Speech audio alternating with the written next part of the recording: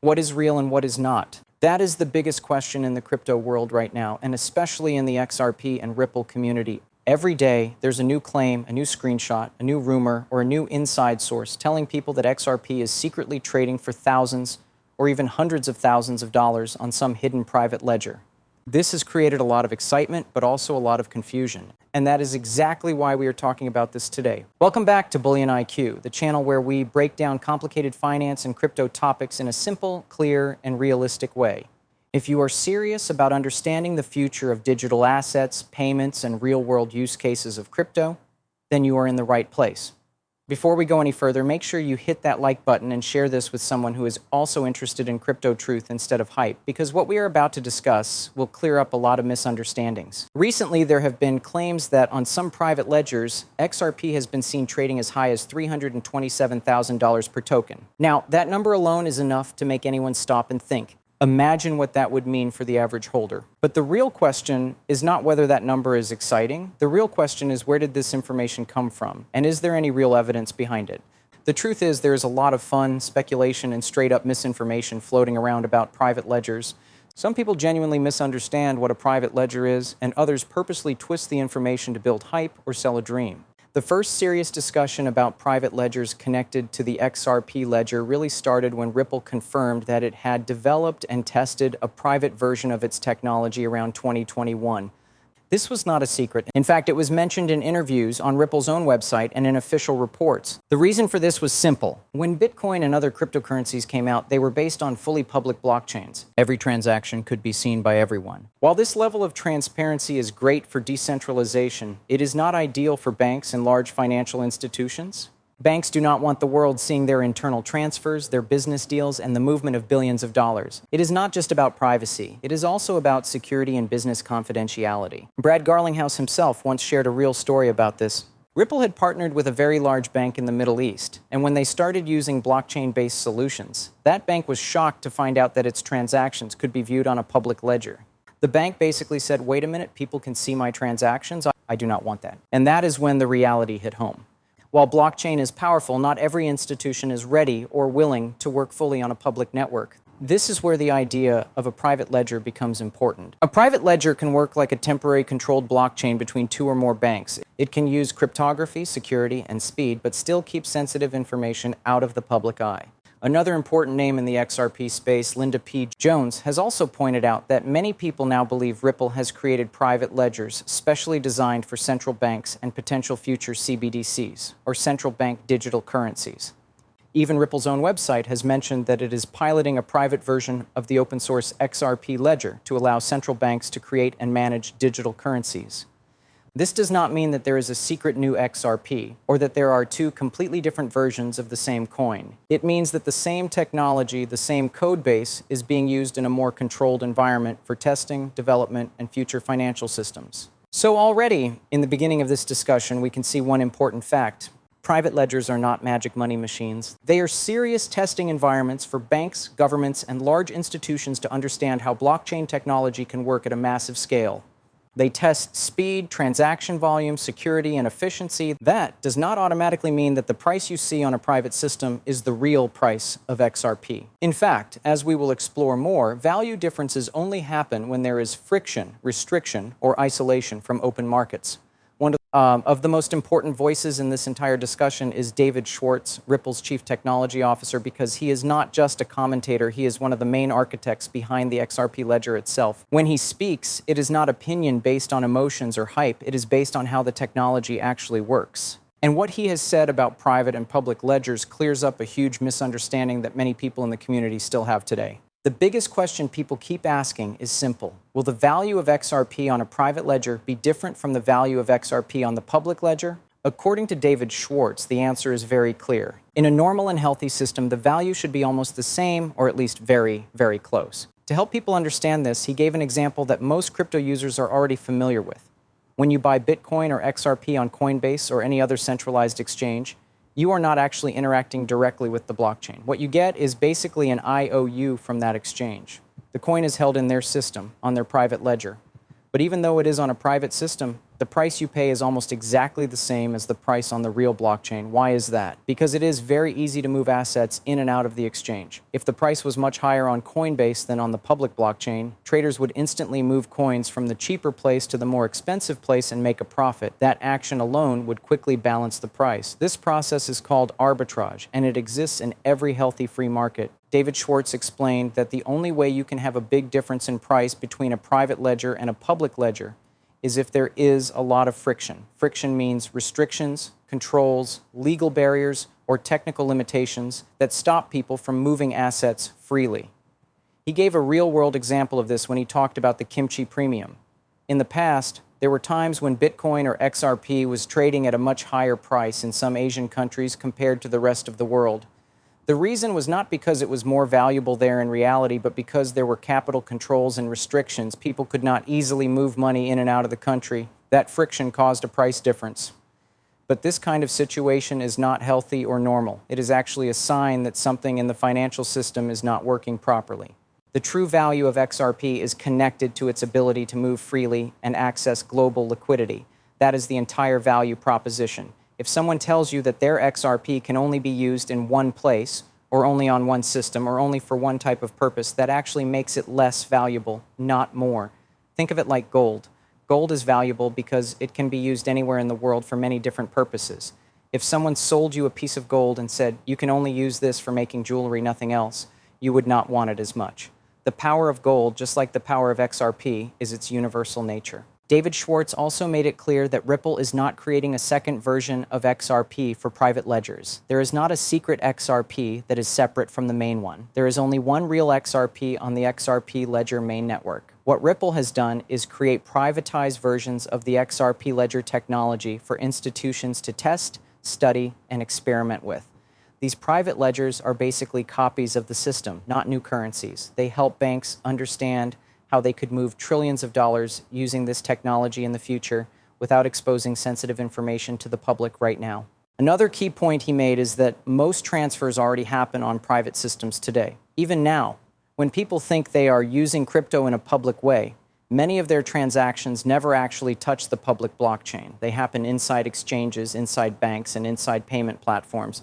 But what makes crypto powerful is that if you want, you still have the option to move it onto the public ledger.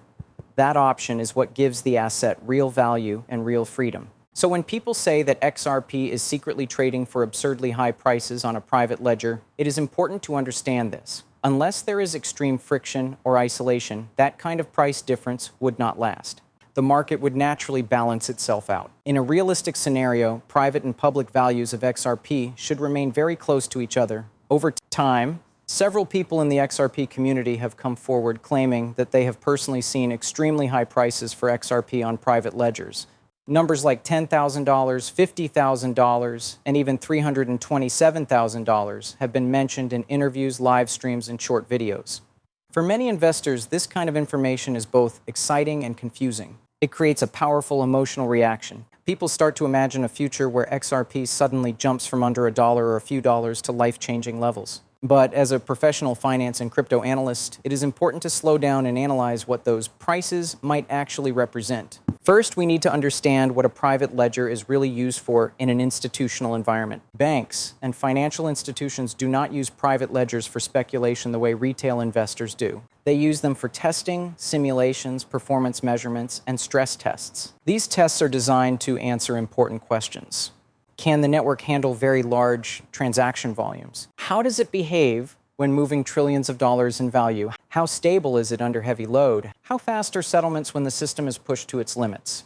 In these environments, numbers are often adjusted manually or programmatically to represent certain scenarios. For example, a bank may set the value of XRP extremely high just to see how the system handles massive value transfers with minimal actual movement of tokens. That means a displayed price like $327,000 on a private ledger does not automatically mean that the real-world market has priced XRP at that level. It could simply be a parameter in a test. Think of it like a flight simulator. In a simulator, a pilot can practice flying at speeds that are impossible for a normal commercial plane.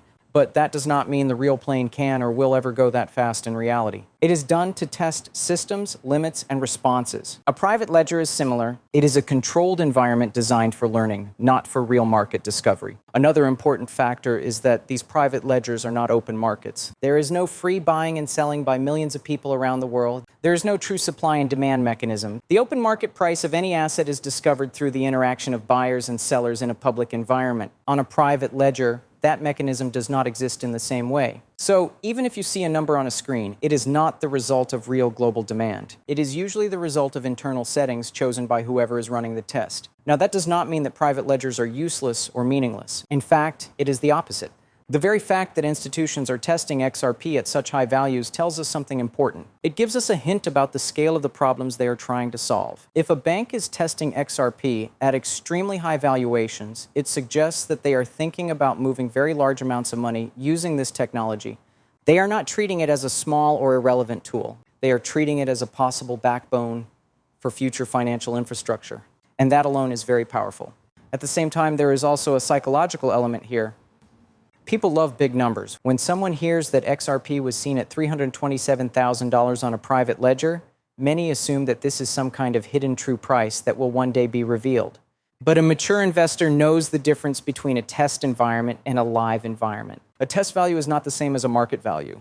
A test speed is not the same as a normal speed. A test price is not the same as a real price. It is also important to remember that Ripple and its partners operate under strict legal and regulatory frameworks. They cannot simply flip a switch and reprice XRP globally at a massive number without causing chaos. Any real change in value will come from adoption, integration, regulation, and real-world usage over time. Prices increase because more people and institutions need the asset and are willing to pay more for it. That is how every asset in history has gained value. So while stories about extremely high XRP prices on private ledgers are interesting, they should be viewed with a neutral and analytical mindset.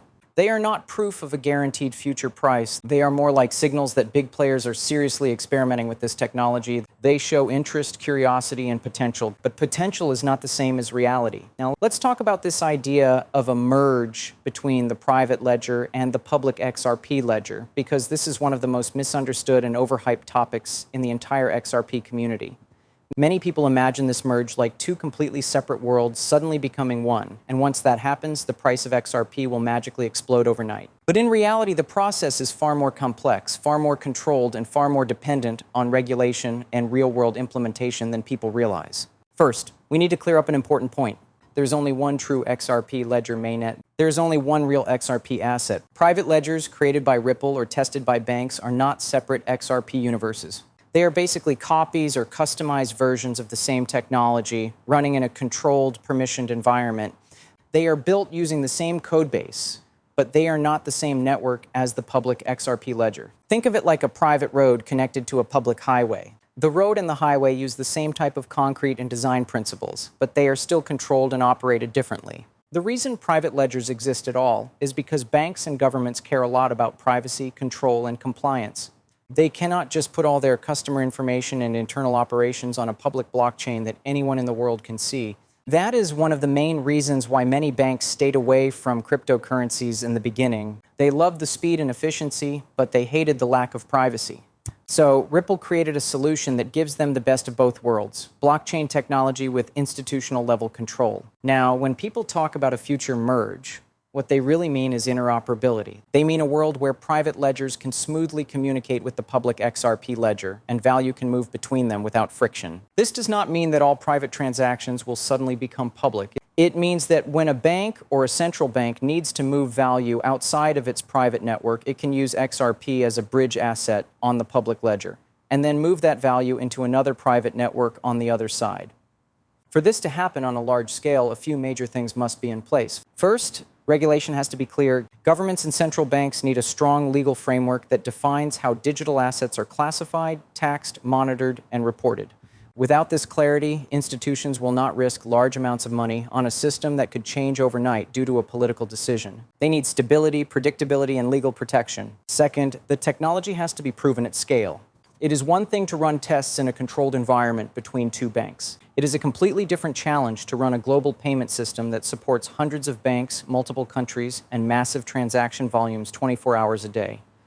The system must be secure, fast, and reliable at all times. There is no room for frequent downtime or errors. Even a few minutes of failure in the traditional banking world can cost millions of dollars. Third, trust needs to be built over time. Big financial institutions do not move fast. They are extremely cautious, and for good reason. The current financial system, as flawed as it is, still moves trillions of dollars every day. To convince them to change their infrastructure, they need years of successful testing, pilot programs, and real-world results. That is why Ripple has been working with banks, regulators, and governments slowly and carefully instead of trying to rush everything. If, and only if, all of these conditions are met, then we could start to see a deeper and more meaningful connection between private ledgers and the public XRP ledger. And if that happens, then yes, the demand for XRP as a bridge asset could increase significantly.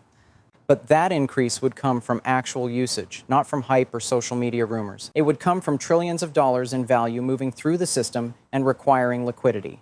This is why it is important to be patient and realistic. The merge is not some secret event with a hidden date on a calendar. It is a gradual process driven by regulation, adoption, and trust. Anyone who tells you they know the exact day it will happen is not being honest.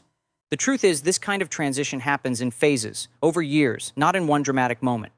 Now, let's dive into CBDCs, or central bank digital currencies, and how they connect to Ripple and XRP. This is one of the most talked about topics in the crypto world because it's where the future of money, banks, and digital assets intersect. Over 90% of central banks worldwide are exploring CBDCs, and they all have similar goals: to improve payments efficiency, reduce costs, and provide a digital alternative to cash.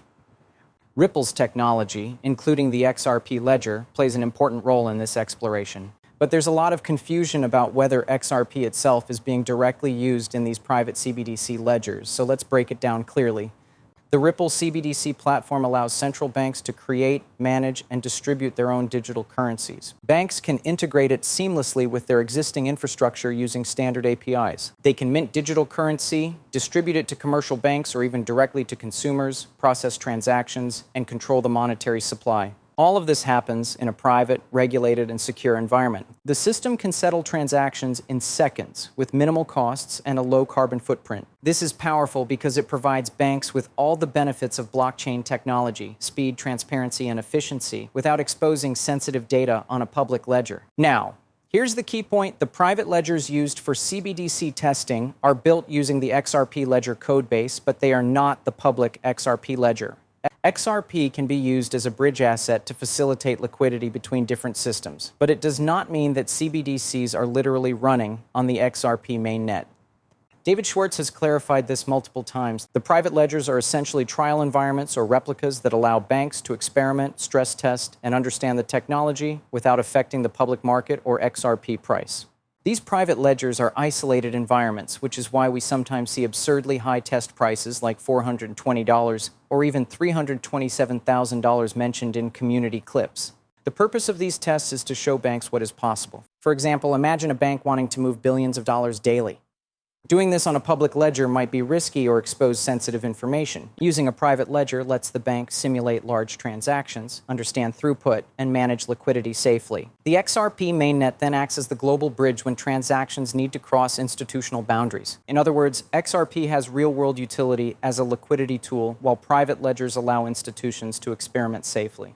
Interestingly, these private ledgers are also a glimpse into the future hybrid model of finance. Not every transaction needs to be public. Not every transaction needs to be fully isolated. Banks will likely use a combination of private ledgers for internal operations and the XRP public ledger for external settlements. Over time, as regulation and clarity evolve, the transition between private and public environments could become seamless. But it's important to remember, this is a process, not an overnight event. It will take careful implementation, pilot programs, and global coordination. The key takeaway is this. When you hear claims about XRP trading at incredible prices on private ledgers, you need to understand the context. Those numbers are testing scenarios, not market reality. They show the potential of XRP and Ripple's technology to handle extreme value transfer scenarios. They demonstrate confidence from institutions in the system's ability to scale, but they do not indicate an immediate change in the market price of XRP. So what does all of this mean for investors, enthusiasts, and anyone following XRP closely? First and foremost, It is crucial to separate hype from reality. The private ledger experiments, the absurd price claims, and the clips showing XRP trading at hundreds of thousands of dollars are not market signals. They are tests. They are tools for banks, central banks, and large financial institutions to explore the potential of digital assets, blockchain technology, and future payment systems. Understanding this distinction is what separates informed investors from those who are caught up in speculation and rumors. The future of XRP is tied closely to its real-world utility. Its value proposition comes from its ability to act as a bridge asset for cross-border payments, liquidity management, and settlement between financial institutions. When private ledgers are used in experiments, they highlight how banks can use XRP to move value efficiently while maintaining privacy and security. This is not hype, this is infrastructure in the making. If these systems are widely adopted by banks and central banks, the demand for XRP could increase organically because it is the tool that makes these systems work. That's a very different scenario from a sudden, unexplained price jump driven by social media rumors. Another important point is patience. Financial institutions, especially central banks, move very slowly. They are cautious for good reason. They operate in environments where trillions of dollars are at stake every day, and any mistake can be catastrophic. The private ledger experiments are just the beginning. Full-scale adoption, interoperability with the public XRP ledger, and integration with real-world financial systems will take time, careful planning, and regulatory clarity. As we have seen, even Ripple emphasizes that they are waiting for the proper regulation and guidance before fully merging private and public systems. This is not a limitation, it is responsible development. For investors, this means that the real potential of XRP is long-term. The short-term rumors about $327,000 or $420 prices on private ledgers should be seen for what they are: stress tests, simulations, or even playful examples used by community members or Ripple developers to illustrate concepts. The mainnet XRP is the one that matters in terms of actual liquidity, adoption, and market value. Understanding this will help you make better decisions and avoid chasing unrealistic expectations that can lead to frustration or loss. Finally, it is also important to recognize the hybrid future of finance that Ripple is building. Private ledgers, public ledgers, and XRP as a bridge asset all coexist in a complementary system. Private ledgers allow banks to experiment safely, public ledgers provide transparency and liquidity, and XRP connects both worlds. This is how digital assets are likely to be integrated into the traditional financial system over the next several years. The technology is being stress tested, and the lessons learned today will guide the adoption of blockchain in mainstream banking tomorrow. In conclusion, private ledgers are not a secret goldmine, but they are powerful tools showing the potential of XRP and Ripple's technology. They are an indication that banks and central banks see real value in experimenting with blockchain, digital currencies, and liquidity solutions.